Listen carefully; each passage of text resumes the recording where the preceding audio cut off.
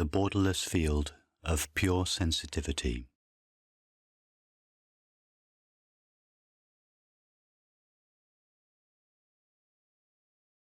The imaginary separate self is made of the belief that our essential nature of pure awareness shares the limits and the destiny of the body and mind. And this belief has its counterpart in the body, where it is substantiated as me feelings.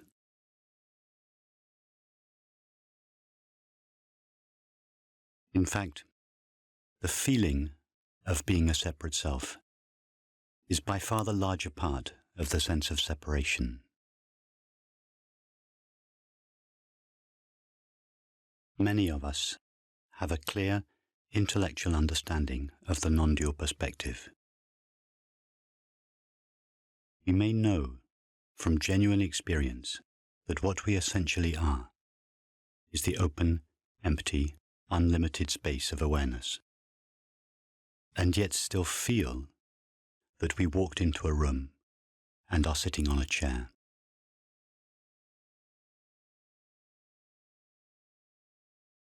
While it is perfectly obvious to us that awareness didn't walk into a room and is not sitting on a chair, nevertheless, we still feel that we are located in and as a body that is sitting on a chair.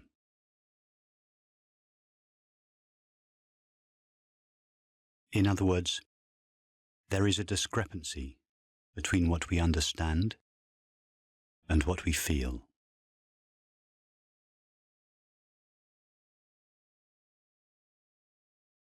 These feelings of separation last much longer than our beliefs. For instance, in a relationship, a conflict may arise, which, although subsequently resolved, may leave a residue of tensions in the body, which takes some time to dissipate. Over the years, a network of tensions and contractions have been laid down in the body in this way. Long after their apparent cause has been forgotten, this network remains alive as a sort of memory or echo in the body, laid down layer upon layer, mimicking the presence of a separate self that supposedly lives there.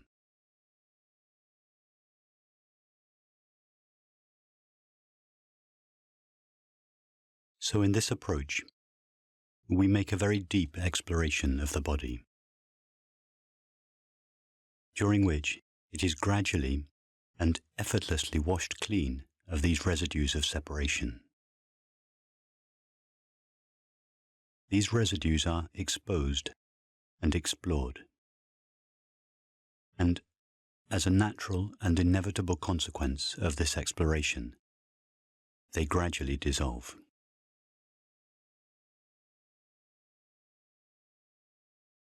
In other words, we learn to feel the body in a way that is consistent with our understanding.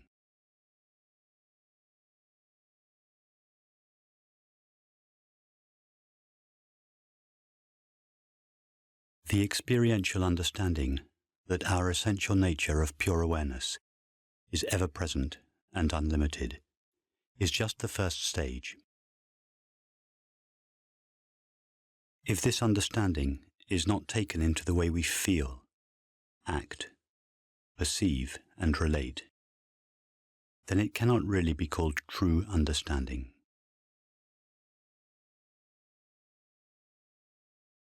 So, in this approach, we explore not just the way we think, but the way we feel. And not just the way we feel, but the way we perceive, act, and relate. In other words, the body and the world, not just the mind, are gradually colonized by our understanding.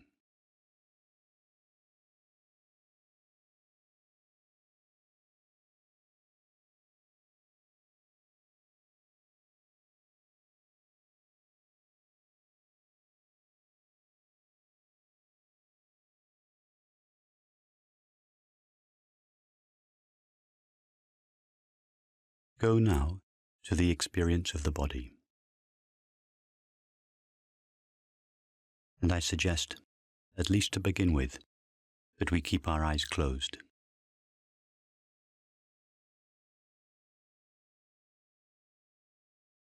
Take some time to make sure we are referring only to the actual experience of the body. If our eyes are closed, our only experience of the body is the current sensation. By sensation, I mean, for instance, the tingling vibration of your hands or feet, a toothache, the experience of hunger, and the tingling vibration called my face are all sensations.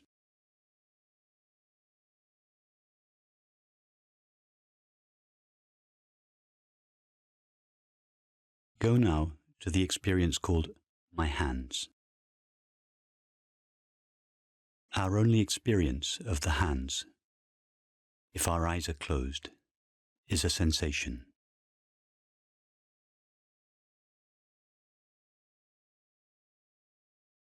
However, just to be sure that we are referring only to a sensation, take first the idea of your hands. They are of a certain size, color, shape, and have 4 fingers and a thumb, etc. And now compare the current sensation with that idea. Make a very clear distinction between the two.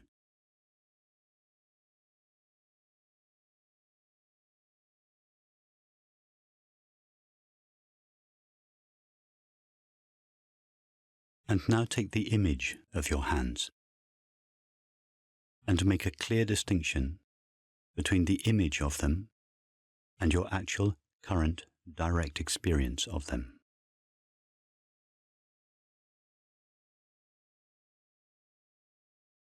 So we have the thought, the image, and the sensation of the hands. The hands themselves are obviously not a thought or an image. A thought about or an image of our hands are obviously not the hands themselves. So just put these two, the thought and the image, on one side, and don't refer to them again.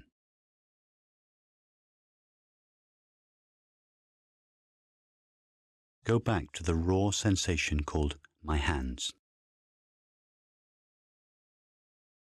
In fact, I am referring to this sensation as hands,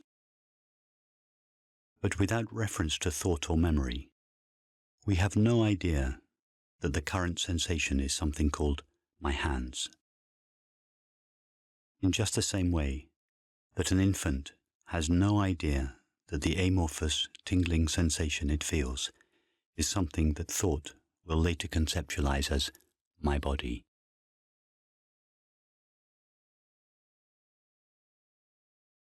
Imagine that you are a newborn baby, made of pure sensitivity, and experience the current appearance of the body like that, without reference to an idea, image, or memory. We do not know that the current sensation is a body. Just experience the raw sensation.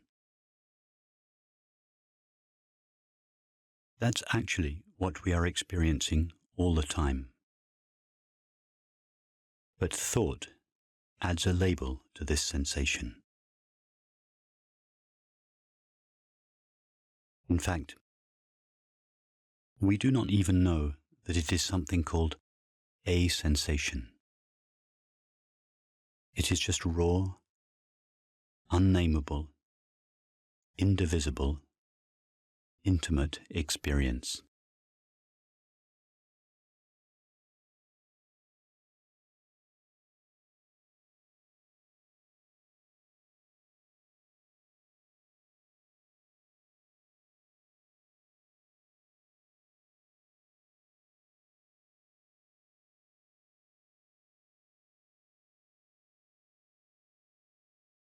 How old is the current sensation? Does it have an age?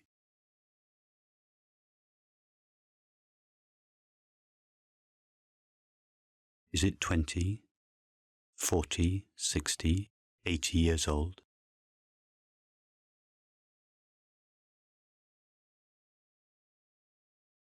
Does it have a gender?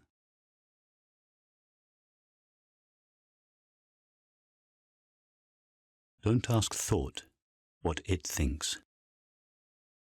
Go to your actual experience.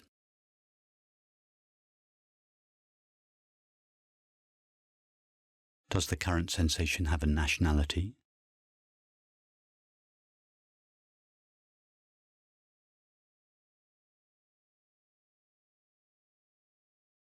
What shape is the current sensation?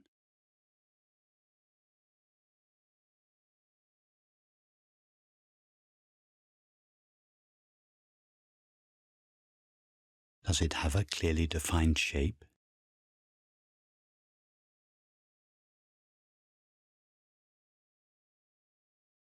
If we were to draw this sensation on a piece of paper, in order to show somebody who had never experienced it what it looked like,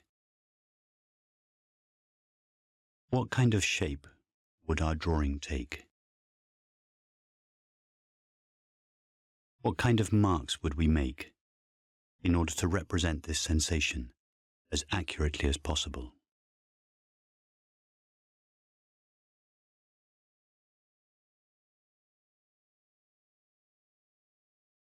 Start by trying to find an edge to this sensation.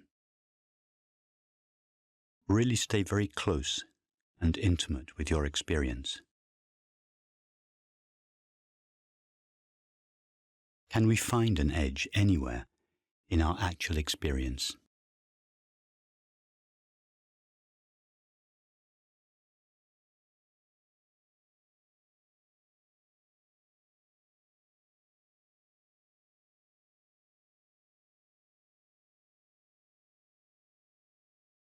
Are there any lines in our drawing?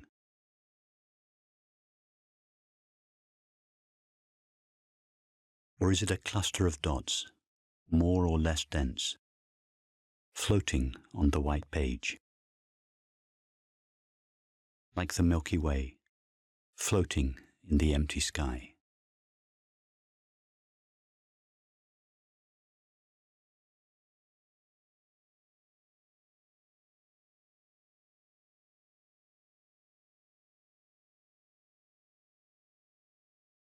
Without reference to memory or thought, does the sensation have a weight?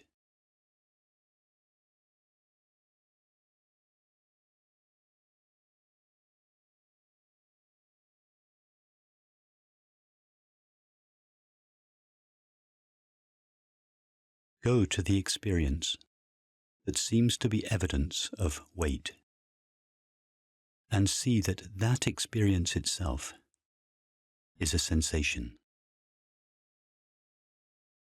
How much does that sensation weigh?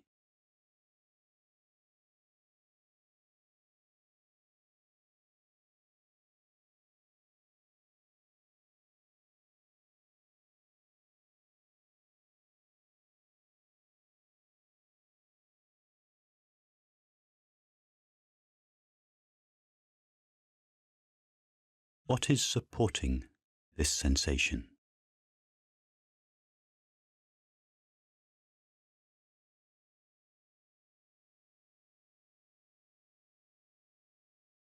See how quickly thought wants to say a chair or the floor.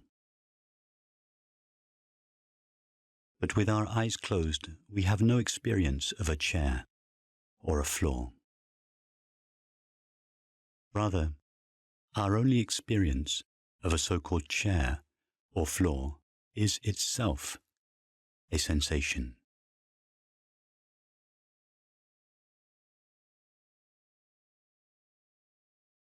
What is supporting that sensation? In what or on what is that sensation appearing?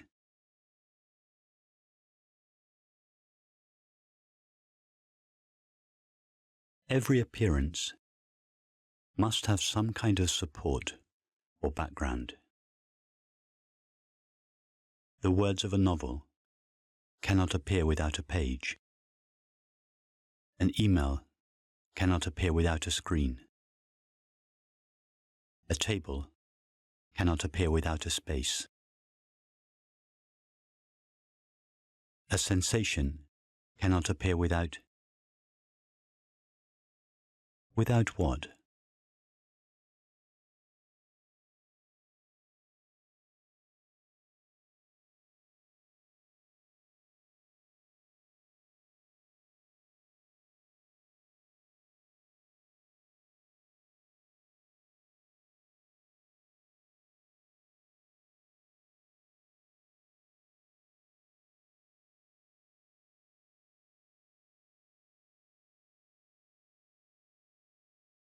See that this sensation is appearing in the same open, empty space of awareness in which our thoughts appear.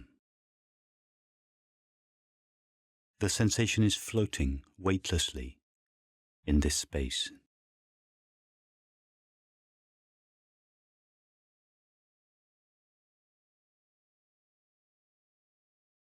The sensation itself has no shape.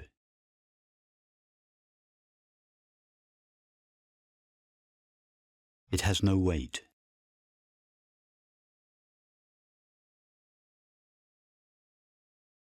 It is not suspended in a physical space.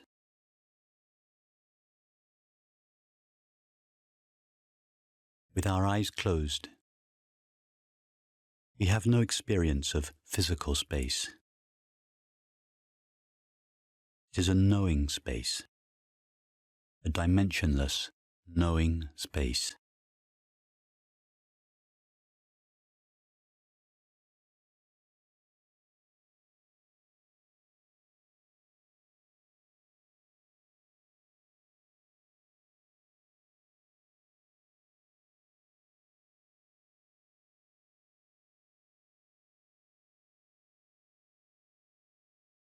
Does this sensation have a size?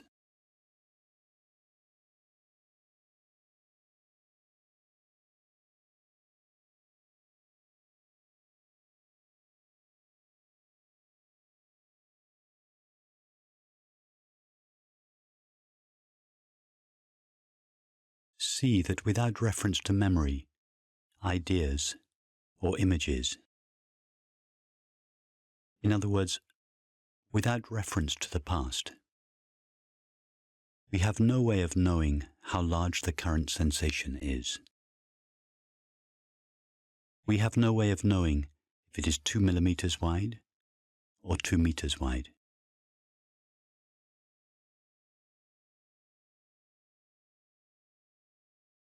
In fact, we have no experience of size or dimension.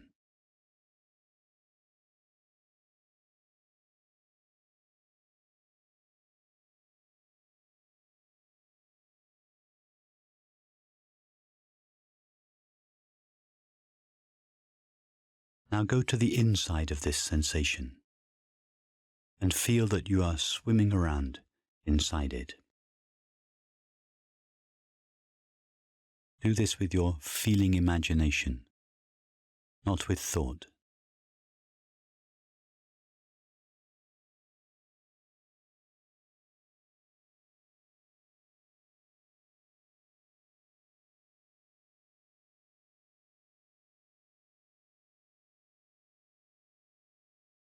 How solid is it inside the sensation? Does it have a density?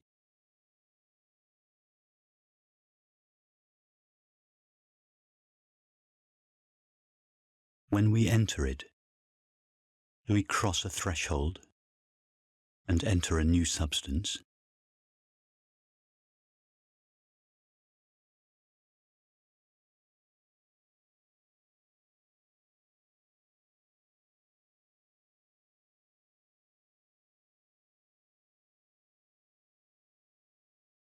If we were a sculptor, and we had to represent this sensation in form, and we were free to choose whatever material we wanted to best represent it, what would we choose? Stone, metal, wood, plastic, cloth, water, air, sound, light?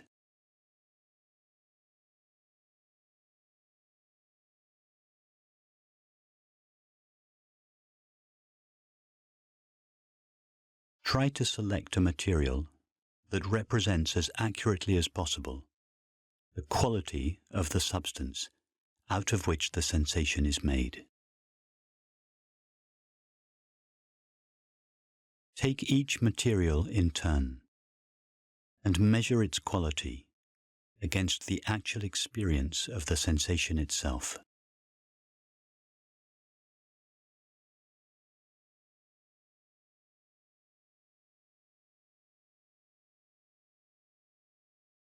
And having selected your material, go ahead and make a sculpture in your imagination that represents as accurately as possible your direct experience of the current sensation.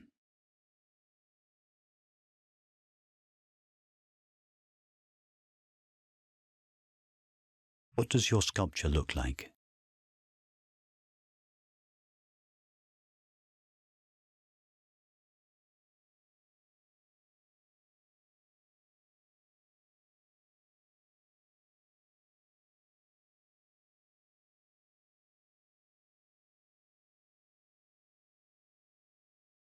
What is the relationship between this sensation and the aware or knowing space in which it appears?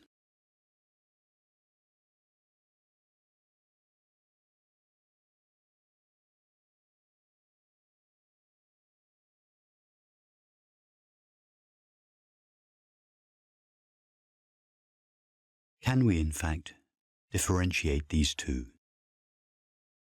One, the sensation, and two, the aware or knowing space in which it appears and with which it is known. Be very specific.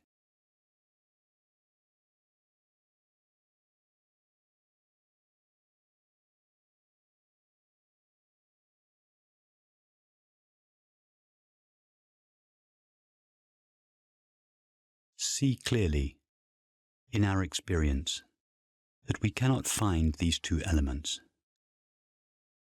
The sensation itself is pervaded by, saturated with the knowing of it.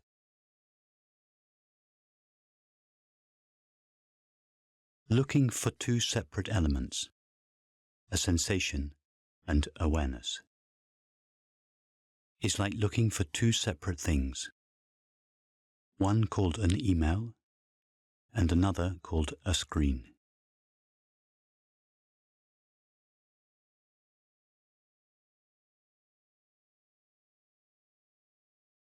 It is not even true to say that the email is pervaded by the screen. There is no such thing as an email that exists as an object in its own right, pervaded by the screen.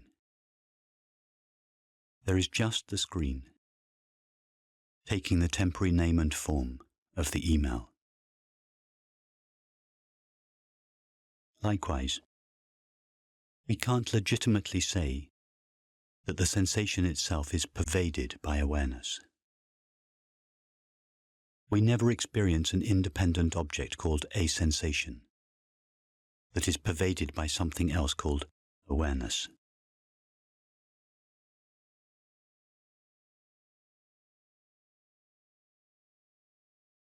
Nor can we legitimately say that the sensation is one with awareness,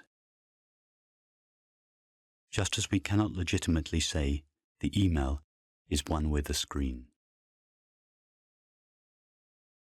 There are not two things present in our experience to begin with, to be separate from, pervaded by, or one with one another.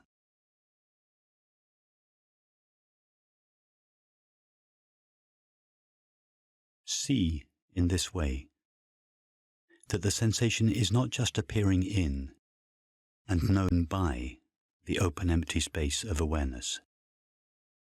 It is made of it.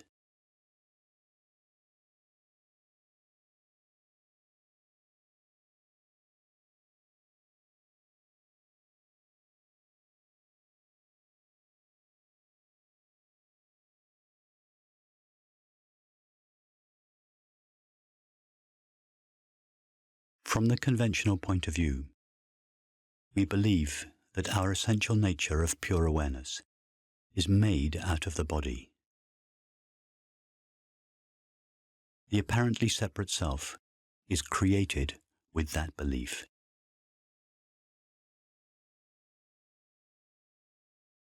In understanding, we realize that the body is made out of awareness. This is not an extraordinary new experience that happens to a few people. It is actually what we are all experiencing all the time. However, the intimacy of our experience has been so distorted by thought that we have come to believe, and more importantly, feel, that what we essentially are is made out of something solid and dense. In fact, it's the other way round. The body is made out of a substance that is transparent, weightless, empty, and knowing or aware.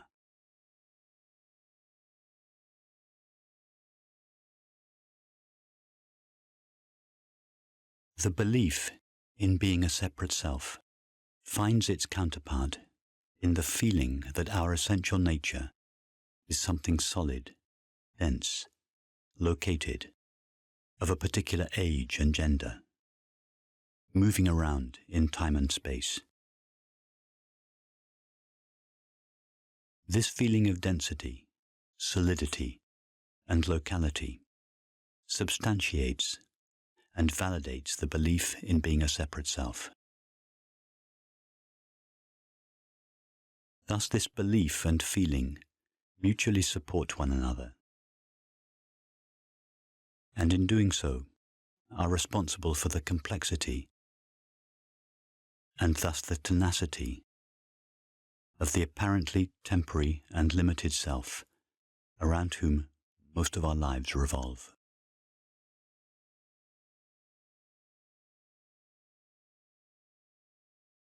In these meditations, we explore the body as it is really experienced, and in doing so, liberate it from the tyranny of a non-existent, separate self.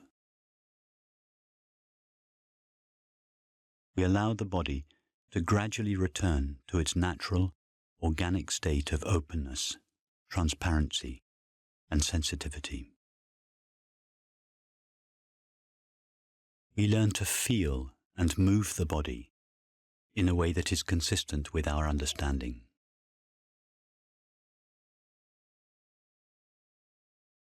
The well-defined borders or contours that seem to separate the body from others and the environment are seen and experienced to be non-existent.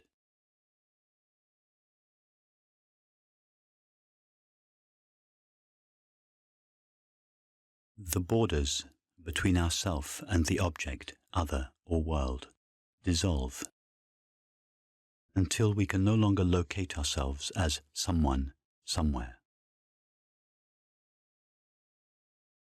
We know and feel ourself as unlocatable, transparent knowing, which intimately pervades the entirety of our experience.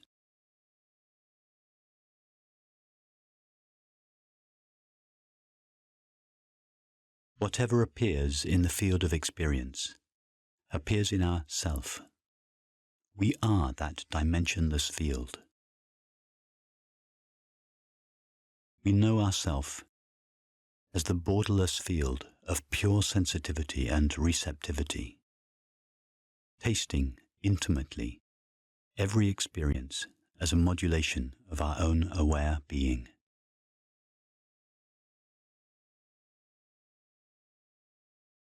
When our eyes fall, for instance, on an object, we become that object. We know it from the inside out. We sense the feeling understanding with which it was made. We know what has gone into the making of it. There is no obstruction to this pure sensitivity.